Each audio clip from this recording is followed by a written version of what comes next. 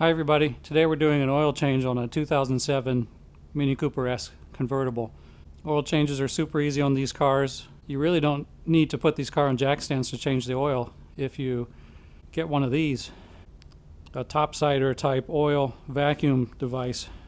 These are really great. You pump this and it sucks the oil out. And the great thing about the Mini Coopers is the oil filter itself is actually accessible from the top. It's back here. So you don't even need to lift the car off the ground to change your oil. The owner's manual also calls for replacing the drain plug at each oil change, but since we don't remove the drain plug, we can save a little money there as well.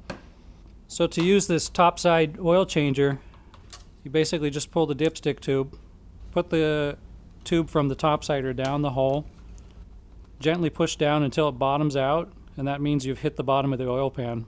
And of course do this when the car's engine oil is warm, so it'll have less viscosity and it'll be easier to suck out.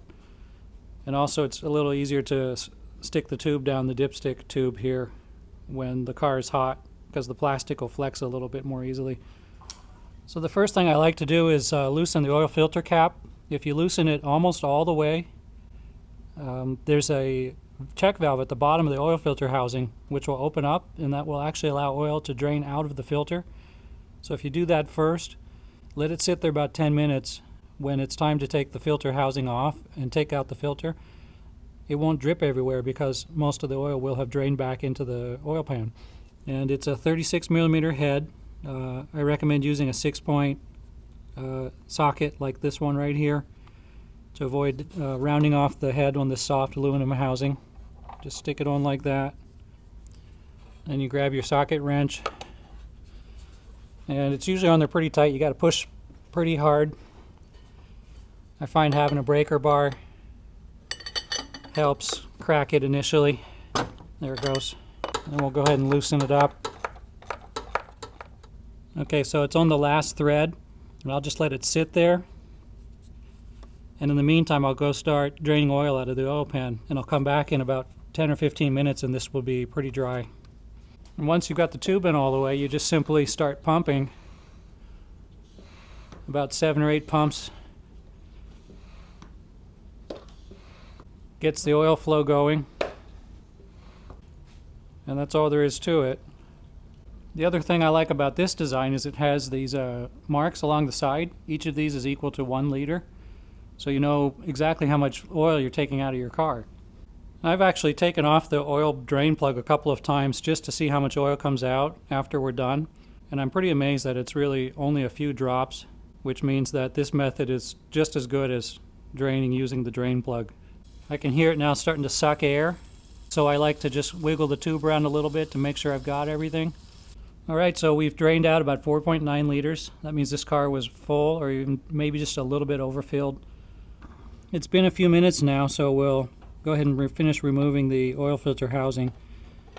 I'll kind of pull it out and then rotate it down as I pull it on out.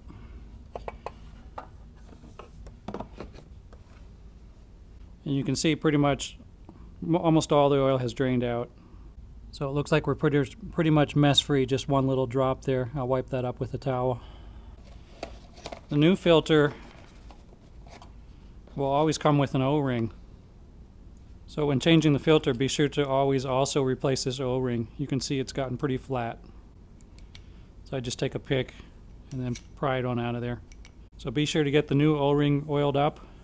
If the O-ring is dry and you try to install it, I've seen people do this and it actually snaps and the car will leak massive amounts of oil, up to 1 liter in just a minute or two. Make sure the O-ring is in this gap partway down. It does not go here on the very bottom.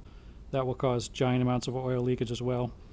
The new filter has a large hole and a small hole and a hard plastic ridge.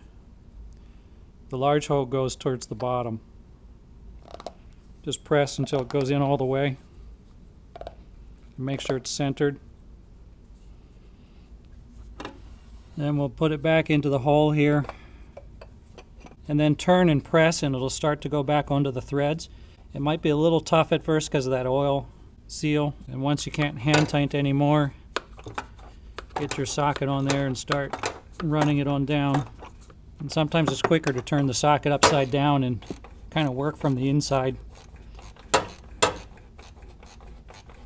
So run it down with the socket and then tighten to the required torque specification.